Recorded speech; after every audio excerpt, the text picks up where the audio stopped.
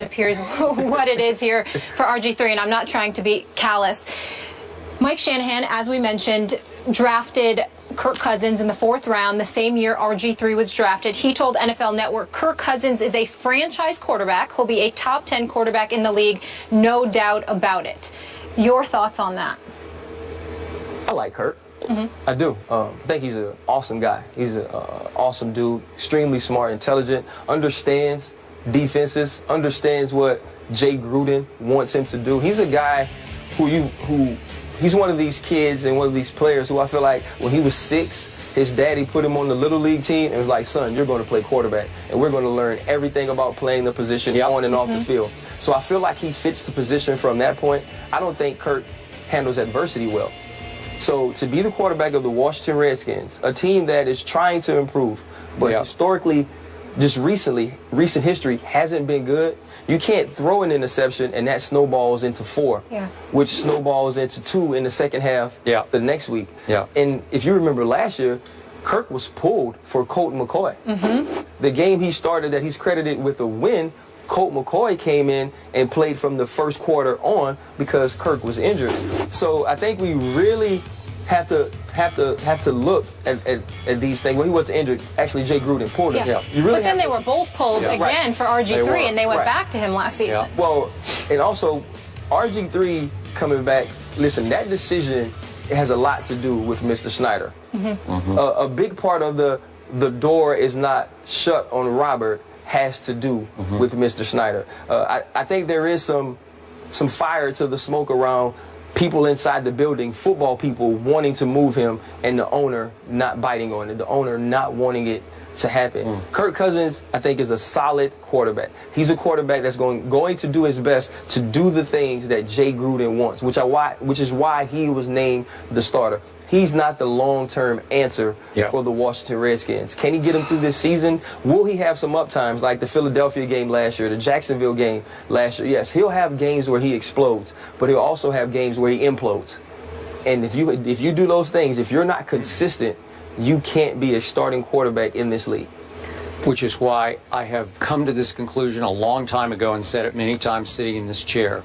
Kirk Cousins will never prove to be anything more than an average at best quarterback in the National Football League. Period. End of story. Jay Gruden better hope I'm wrong about that, because he just put his butt way out on the end of the limb. This is sink or swim. He has chosen Kirk. He has not chosen the quote-unquote now ex-franchise quarterback. I hope Robert goes elsewhere. But he's trying to make Kirk Cousins into Andy Cousins. He thinks he can make him Andy Dalton, Andy Cousins. So I'm going to start calling him Andy Cousins because that's what he thinks he can do with him.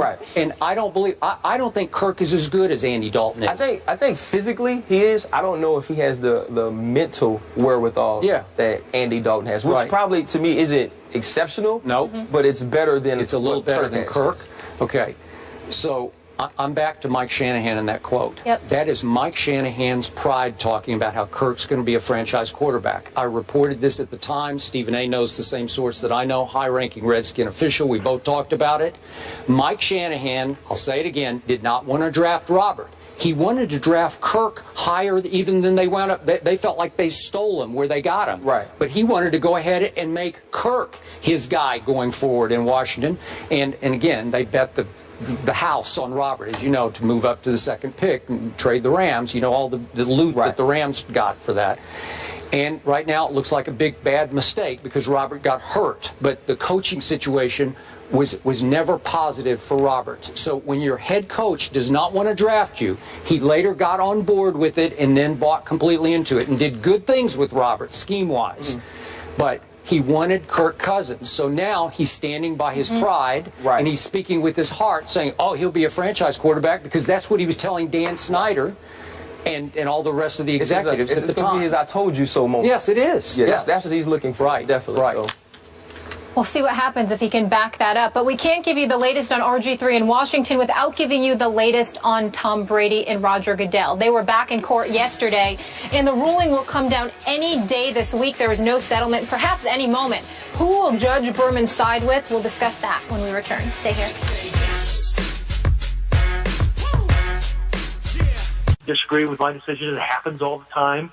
But I believe the course of action we chose really is in the best interest of USC and Steve Sarkisian, and maybe just as importantly or more importantly, our players.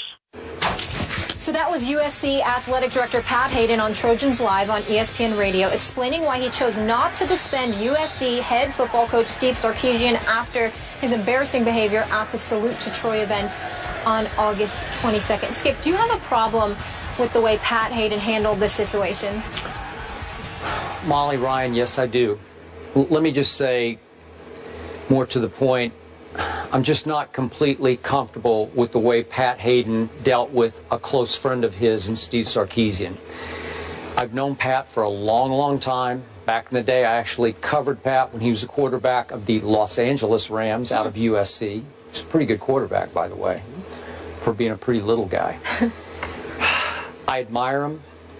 I believe in him. I believe in his value system. But he's very close with Steve Sarkisian. I know he likes him immensely.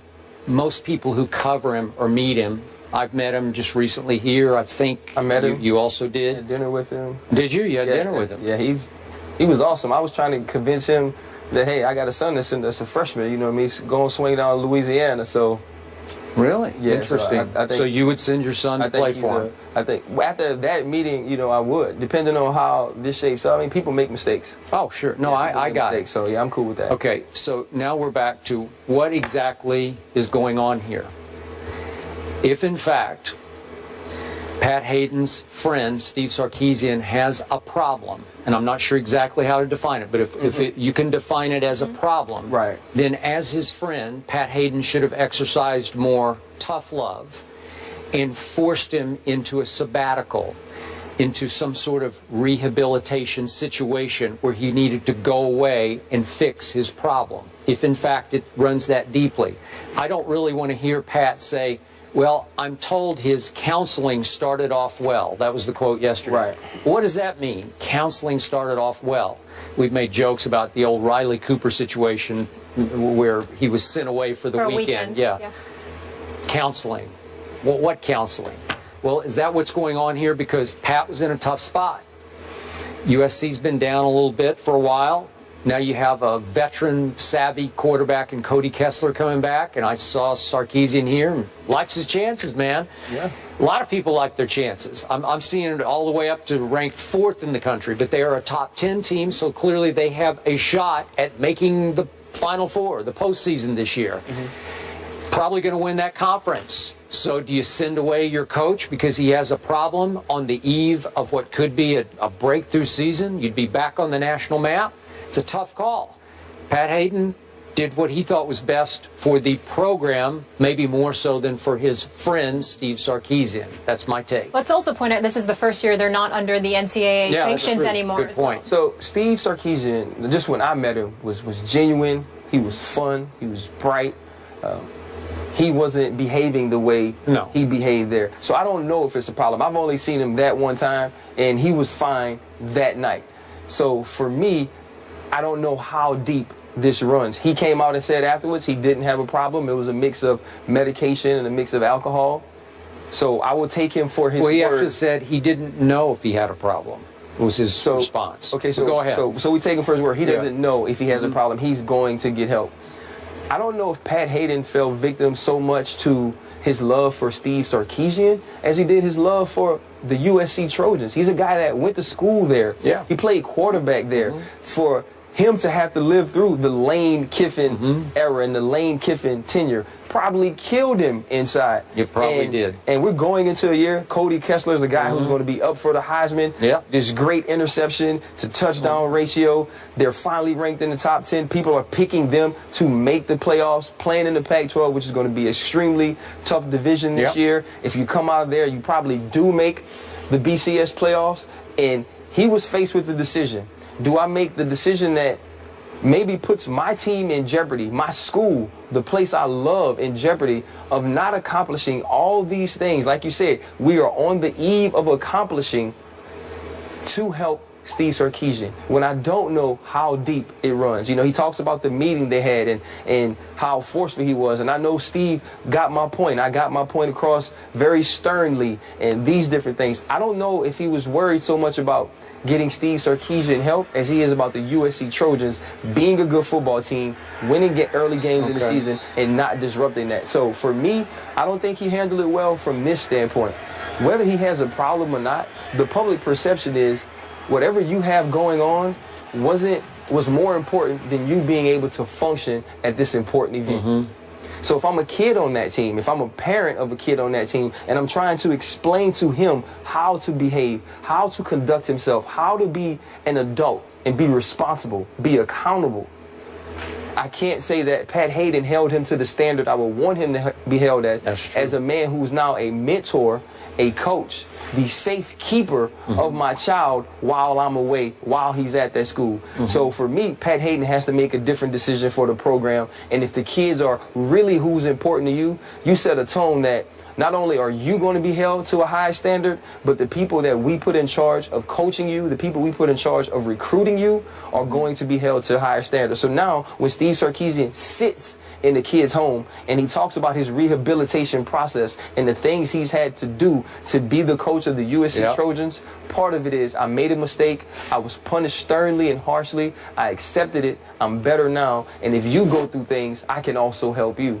He can't preach that to kids when he sits in their homes. And that's where Pat Hayden made the mistake. I completely agree. And yet Pat allowed the players, the leaders of the team, to quote unquote punish the coach the way they would. It was a joke. Thank you very much. I was going to say I laughed. That really was a joke. Because to punish a coach the way you would be punished for missing a meeting or being late to a meeting by running some sprints or up downs or whatever it is, it's just it doesn't equate. So if you're a player on the Trojan team right now, a leader on that team, have you lost some respect for the head coach?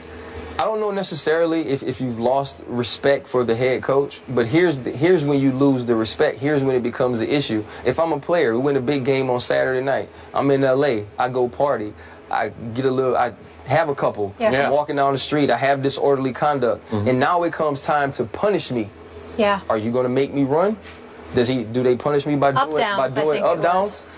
Or are you going to try to suspend me? Will I be held to a higher standard than you hold your coach? So that's where your issue comes in. How do you discipline players now once they get in trouble? I think three main points here. Is he protecting his guy? Is he protecting the school? Or are you sending a message to your kids? I just truly hope it's an isolated incident, and that we'll see moving forward. How's Oakland handling this, gentlemen? The Raiders are paying Trent Richardson $600,000 to not play with the team. Ryan Clark believes he knows why. I can't wait for this. You going to tell us? Educate us.